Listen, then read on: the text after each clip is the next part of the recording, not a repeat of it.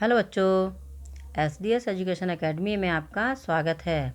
आज हम class 11th की पाठ्यपुस्तक आरोह भाग 1 की कविता पथिक पढ़ेंगे। इसके कवि राम नरेश त्रिपाठी जी हैं।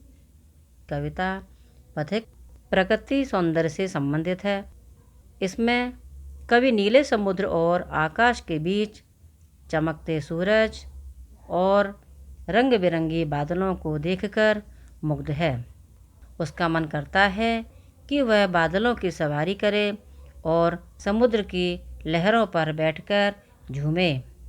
सूर्योदय के समय समुद्र में पड़ रहे प्रतिबिंब को देखकर उसे प्रतीत होता है मानो सामने लक्ष्मी जी का उज्जवल मंदिर है। सूरज का आधा बिंब उज्जवल कंगूरा है। रश्मि रेखा मानो सुनहरी सड़क है जिस पर लक्ष्मी जी की सवारी आने वाली है।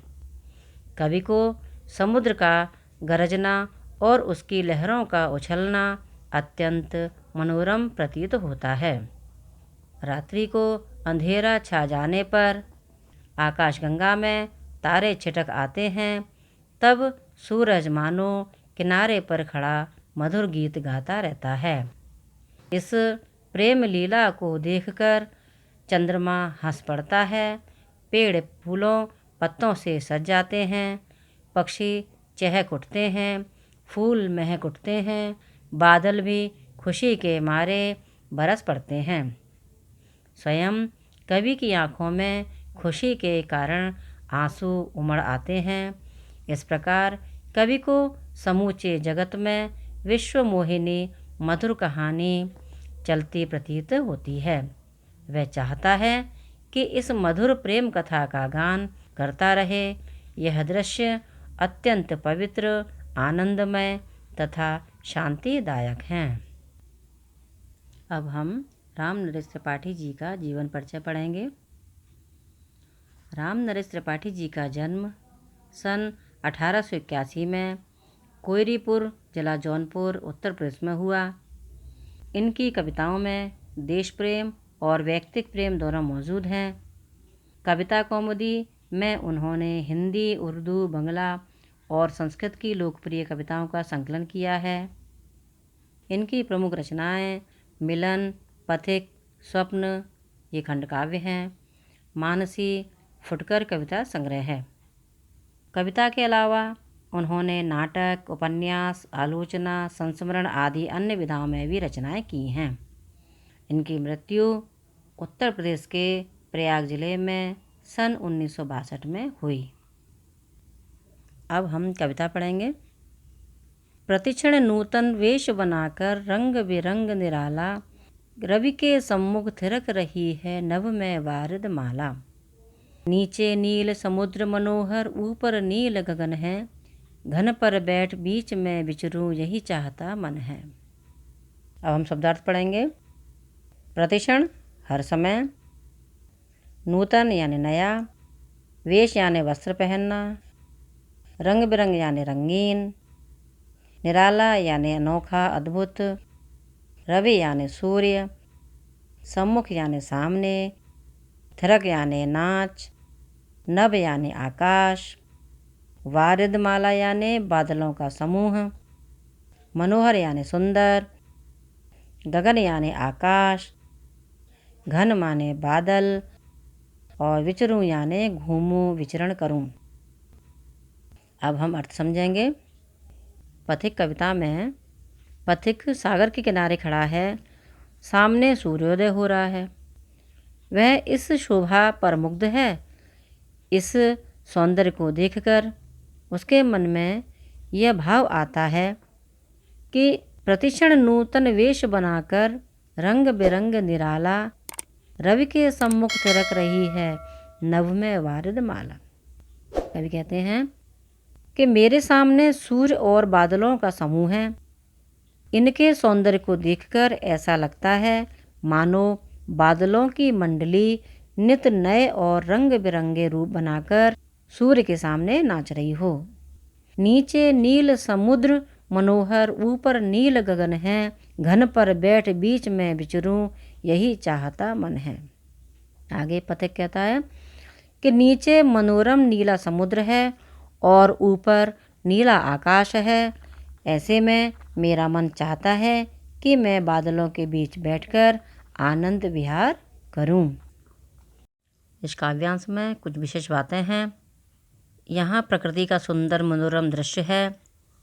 मानवीय अलंकार के प्रयोग का सुंदर वर्णन किया गया है। रंग बिरंग नीचे नील गगन में अनुप्रास अलंकार है। संस्कृत निष्ठ कोमल मधुर शब्दावली का प्रयोग किया गया है। अब हम दूसरा काव्यांश पढ़ेंगे। रत्नाकर गर्जन करता है, मलया नील बहता है, हरदम ये हौसला हृदय में प्रिय भरा रहता है। इस विशाल विस्तृत महिमा में रत्नाकर के घर के कोने कोने में लहरों पर बैठ फिरूं जी भर के। शब्दार्थ पर ध्यान देंगे। रत्नाकर यानी समुद्र, मलयानिल यानी मलय पर्वत से उठने वाली सुगंधित हवा, हौसला यानी उत्साह, विस्तृत यानी फैली हुई, महिमामय यानी महान। अब अर्थ समझेंगे। रत्नाकर गर्जन करता है, मलया नील बहता है, हरदम यह हौसला हृदय में प्रिय भरा रहता है। इसमें पथिक समुद्र की गर्जन और सुगंधित हवाओं को लक्ष्य करके अपने प्रिय से कहता है कि मेरे सामने खड़ा समुद्र गर्जन तर्जन कर रहा है। मलय पर्वत से उठने वाली सुगंधित हवाएं बह रही हैं। हे प्रिय, इन्हें देखकर मेरे मन में यह उत्साह सदा भरा रहता है। इस विशाल विस्तृत महिमा में रत्नाकर के घर के कोने कोने में लहरों पर बैठ फिरूं जी भर के। वह आगे कहता है कि मैं इस विशाल फैली हुई महान सागर रूपी घर के कोने कोने में जाऊं, इसकी लहरों पर बैठूं और जी भरकर उसमें विहार करूं। इस काव्यांश में कुछ विशेष बातें हैं। प्रकृति का रमणीय वर्णन हुआ है। कवि प्रकृति प्रेमी हैं। विशाल विस्तृत महिमा में कई विशेषणों का प्रयोग किया गया है। संस्कृत निष्ठ शब्दावली का प्रयोग किया गया है। कोने कोने में पुनरुक्ति प्रकाश अलंकार है। संबोधन शैली से काव्य में सुंदरता आ गई है। अब हम तीसरा काव्यांश पढ़ेंगे। निकल रहा है जलनिधि तल पर, दिनकर बिंब अधूरा, कमला के कंचन मंदिर का मानो कांत कंगूरा। लाने को निज पुण्य भूमि पर लक्ष्मी की असवारी, रत्नाकर ने निर्मित कर दी स्वर्ण सड़क अति प्यारी। शब्दार्थ पर ध्यान देंगे। जलनिधि यानी सागर, दिनकर बिंब यानी सूर्य की छवि या प्रतिछाया, कमला यानी लक्ष्मी, कंचन मंदिर सोने का मंदिर, सोने का महल, कांत यानी सुंदर, कंगूरा महल का ऊपरी भाग, असवारी यानी सवारी। यहाँ पथिक समुद्र की लहरों में सूर्योदय के प्रतिबिंब को देखकर उसके मन में तरह तरह की कल्पनाएं उठने लगती हैं।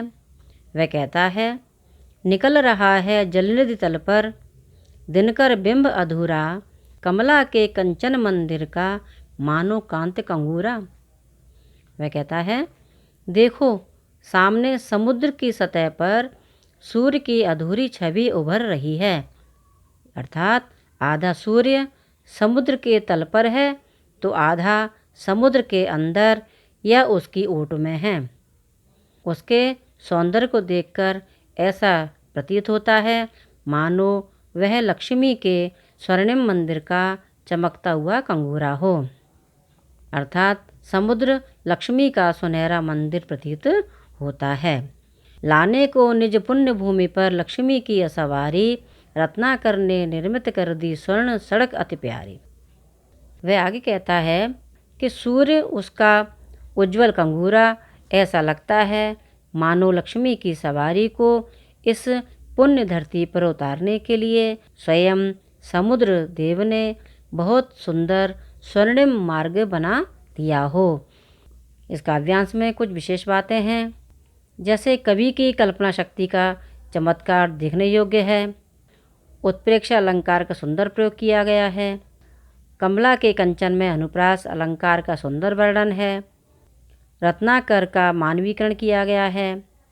संस्कृत निष्ठ शब्दों का प्रयोग किया गया है।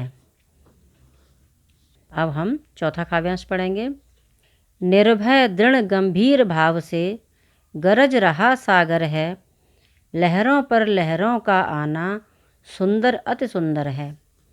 कहाँ यहाँ से बढ़कर सुख क्या पा सकता है प्राणी, अनुभव करो हृदय से हे अनुराग भरी कल्याणी। शब्दार्थ पर ध्यान देंगे।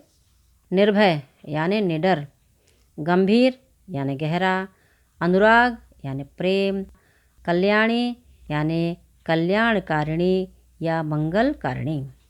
अर्थ समझेंगे।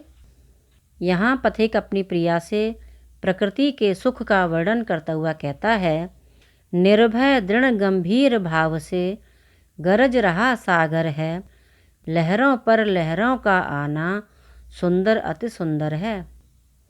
पथिक कहता है, देखो सामने समुद्र निडर होकर दृढ़तापूर्वक बड़े गंभीर भाव से गरज रहा है, अर्थात उसकी लहरें बहुत गहराई से निकल रही हैं और ऊपर की ओर से ऐसे उठ रही हैं मानो उन्हें किसी का भी भय नहीं है। समुद्र में एक लहर पर दूसरी लहर चली आ रही है। यह दृश्य बहुत बहुत सुंदर प्रतीत हो रहा है। पथिक अपनी प्रिया को संबोधित करते हुए कहता है, कहो यहाँ से बढ़कर सुख क्या पा सकता है प्राणी, अनुभव करो हृदय से हे अनुराग भरी कल्याणी। वो अपनी प्रिया से कहता है कि हे प्रेममयी मंगलमयी प्रिया, तुम इस सौंदर्य को अपने हृदय से अनुभव करो। बताओ इस संसार में इस सौंदर्य से बढ़कर भी कोई सुख है? नहीं, इस प्राकृतिक सौंदर्य का कोई मुकाबला नहीं है। इस काव्यांश में कुछ विशेष बातें हैं। संस्कृत निष्ठ शब्दावली का सहज प्रयोग किया गया है। समुद्र में उमड़ती उठती लहरों का चित्रण अत्यंत सुंदर प्रतीत होता है। अब हम पांचवा काव्यांश पढ़ेंगे। जब गंभीर तम अर्ध निशा में जग को ढक लेता है, अंतरिक्ष की छत पर तारों को छिटका देता है। सस्मित वदन जगत का स्वामी मृदु गति से आता है, तट पर खड़ा गगन गंगा के मधुर गीत गाता है। शब्दार्थ पढ़ेंगे। गंभीर यानी गहरा, तम यानी अंधेरा, अर्धनिशा यानी आधी रात, जग यानी संसार, अंतरिक्ष यानी धरती और आकाश के बीच खुली जगह या आकाश, सस्मित यानी मुस्कुराता हुआ, वदन यानी मुख, जगत का स्वामी यानी संसार को चलाने वाला। अब हम अर्थ समझेंगे।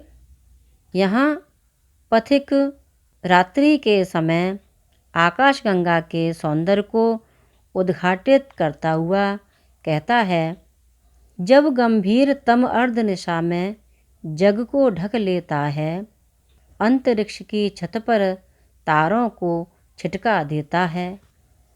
वह कहता है कि जब आधी रात हो जाती है, चारों ओर घनघोर अंधेरा छा जाता है, सारा संसार उस अंधेरे से ढक जाता है, तब अंधेरा आकाश की छत पर जगमग करते तारों को छिटका देता है, अर्थात आकाश में तारे सज जाते हैं। सस्मित वदन जगत का स्वामी मृदु गति से आता है, तट पर खड़ा गगन गंगा के मधुर गीत गाता है। फिर वो आगे कहता है, तब यह जगत का स्वामी अर्थात सूर्य मुस्कुराते हुए मुख से धीरे धीरे आता है और इस आकाशगंगा के किनारे पर उसकी ओट में खड़ा हो जाता है। वह आकाशगंगा के सौंदर्य को देखकर मनमोहक गीत गाता है। कहने का तात्पर्य है कि रात्रि में सूर्य छिपकर आकाशगंगा के सौंदर्य का पान करता है। इस काव्यांश में कुछ विशेष बातें हैं। गंभीर, तम और सूर्य का मानवीकरण किया गया है। कवि का मानवीकरण मन प्रकृति में प्रेम लीला देकर आनंदित है। भाषा सुकोमल, सुमधुर और प्रभावपूर्ण है। गगन गंगा गीत गाता में अनुप्रास की छटा बिखरी हुई है। अब हम छठवां काव्यांश पढ़ेंगे। उससे ही विमुग्ध हो नभ में चंद्र विहस देता है। वृक्ष विविध पत्तों पुष्पों से तन को सज लेता है। पक्षी हर्ष संभाल न सकते, मुग्ध चहक उठते हैं। फूल सांस लेकर सुख की सानंद महक उठते हैं। शब्दार्थ पर ध्यान देंगे। विमुग्ध यानी प्रसन्न, रीझकर। नभ यानी आकाश। विहस देना यानी हंस देना। पुष्पों यानी फूलों। तन यानी शरीर। हर्ष यानी प्रसन्नता। मुग्ध यानी प्रसन्न। सानंद यानी आनंद सहित। अब हम अर्थ समझेंगे। यहाँ कवि प्रकृति में चल रही प्रेम लीला के आनंद को प्रकट करते हुए कहता है, उससे ही विमुग्ध हो नभ में चंद्र विहस देता है। वृक्ष विविध पत्तों पुष्पों से तन को सज लेता है। कवि कहते हैं, रात के समय आकाशगंगा के जगमग सौंदर्य को देखकर आकाश में चंद्रमा प्रसन्न हो उठता है। तब वह हंसकर खिल उठता है। आशय यह है कि चंद्रमा का खिलना भी मानो प्रकृति की प्रेम लीला से मुग्ध होना है। पक्षी हर्ष संभाल न सकते, मुग्ध चहक उठते हैं। फूल सांस लेकर सुख की सानंद महक उठते हैं। कवि कहते हैं कि यहाँ तक कि इस प्रेम लीला को देखकर विविध वृक्ष तरह तरह के पत्तों और फूलों से अपने तन को सजाकर खड़े हो जाते हैं। पक्षीगण भी अपनी खुशी संभाल नहीं पाते, वे मुग्ध होकर चहक उठते हैं। फूल भी सुख की सांस लेते हैं और आनंद पूर्वक महक उठते हैं। इस काव्यांश में कुछ विशेष बातें हैं। प्रकृति का मानवीकरण मनोरम बन पड़ा है। यहाँ प्रकृति का आलंबन वर्णन हुआ है। वृक्ष विविध पत्तों पुष्पों में अनुप्रास अलंकार की छटा बिखरी हुई है। भाषा संस्कृत निष्ठ है। अब हम सातवां काव्यांश पढ़ेंगे। वन उपवन गिरिसान कुंज में मेघ बरस पड़ते हैं। मेरा आत्म प्रलय होता है, नयन नीर झड़ते हैं। पढ़ो लहर तट तृण तरु गिरि, नभ किरण जलद पर प्यारी। लिखी हुई यह मधुर कहानी, विश्व विमोहन हारी। शब्दार्थ पर ध्यान देंगे। उपवन यानी बाग उद्यान। गिरि यानी पहाड़। सानु यानी सतह। कुंज यानी वनस्पतियों का झुरमुट। आत्म प्रलय यानी मन का फूट पड़ना या भाव विभोर होकर आंसू ढुलका देना। नयन यानी आँख। नीर झड़ना यानी आंसू निकलना। तट यानी किनारा। तृण यानी घास तिनका। तरु यानी वृक्ष। नभ यानी आकाश। जलद यानी बादल। विश्व विमोहन हारी यानी संसार को मुग्ध करने वाली। अब हम अर्थ समझेंगे। यहाँ कवि प्रकृति की लीला को प्रेम लीला मानता है। इसी से रोमांचित होकर वह कहता है, वन उपवन गिरसान कुंज में मेघ बरस पड़ते हैं। मेरा आत्म प्रलय होता है, नयन नीर झड़ते हैं।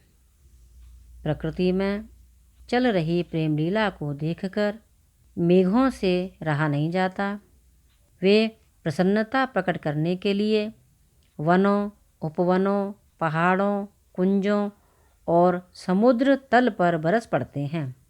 स्वयं पथिक भी भाव विह्वल हो जाता है। उसके नेत्रों में अश्रुधारा झरने लगती है। पढ़ो लहर तट तृण तरु गिरि, नभ किरण जलद पर प्यारी। लिखी हुई यह मधुर कहानी, विश्व विमोहन हारी। पथिक कहता है कि हे प्रिय, प्रकृति में चारों ओर एक मधुर प्रेम कहानी चल रही है। इसे समुद्र की लहरों में, समुद्र के तट पर, हरे भरे तिनकों में, पहाड़ों पर, सजकर खड़े वृक्षों में, वर्षा से भीगते पहाड़ों में, तारों से ढके आकाश में, सूर्य की उज्जवल किरणों में, बरसते हुए बादलों में पढ़ो, देखो और अनुभव करो। यह प्रेम कहानी सारे संसार को मोहित किए हुए है। इस काव्यांश में कुछ विशेष बातें हैं, जैसे कवि प्रकृति प्रेमी हैं, प्रकृति का यहाँ मानवीकरण किया गया है, संस्कृत निष्ठ सरल भाषा का प्रयोग किया गया है, आंसुओं के लिए नयन नीर का प्रयोग किया गया है, वन उपवन नयन नीर, तट तृण तरुगिरी पर प्यारी, विश्व विमोहनहारी में अनुप्रास की छटा दिखाई देती है। भाषा प्रवाहमयी है। अब हम 8वां काव्यांश पढ़ेंगे। कैसी मधुर मनोहर उज्ज्वल है यह प्रेम कहानी, जी में है अक्षर बन इसके, बनो विश्व की बानी। स्थिर पवित्र आनंद प्रवाहित, सदा शांति सुख कर है, आहा प्रेम का राज्य परम, सुंदर अतिशय सुंदर है। शब्दार्थ पर ध्यान देंगे।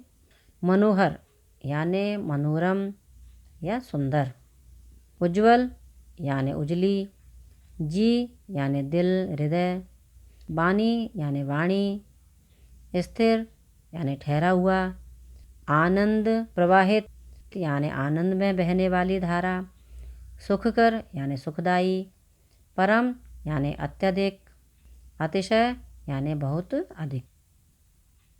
यहाँ पथिक प्रकृति में चल रही प्रेम लीला में स्वयं को लीन करने की इच्छा प्रकट करते हुए कहता है, कैसी मधुर मनोहर उज्ज्वल है यह प्रेम कहानी, जी में है अक्षर बन इसके, बनो विश्व की बानी। पथिक कहता है कि मुझे सूरज और समुद्र की यह प्रेम कहानी बहुत मधुर, मनोरम और उज्ज्वल प्रतीत हो रही है। इसे देखकर मेरा मन करता है कि मैं इसे शब्दों में व्यक्त करूं।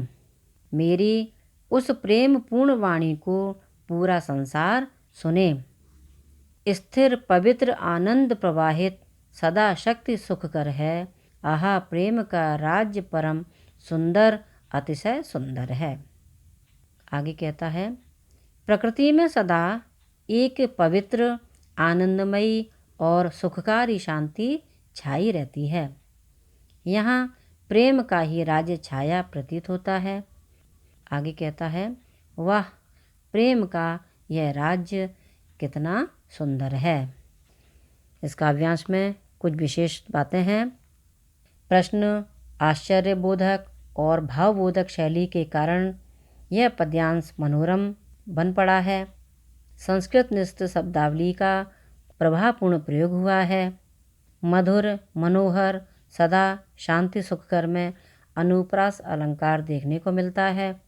इस काव्यांश में प्रकृति और प्रेम दोनों का संगम बताया गया है। तो हमने पढ़ी पथिक कविता। यदि ये कविता अच्छी लगी हो तो इस वीडियो को लाइक करें और कविता से संबंधित कोई प्रश्न हो तो कमेंट ज़रूर करें और अधिक वीडियो को देखने के लिए चैनल को सब्सक्राइब करें। तो मिलते हैं अगली वीडियो में। धन्यवाद।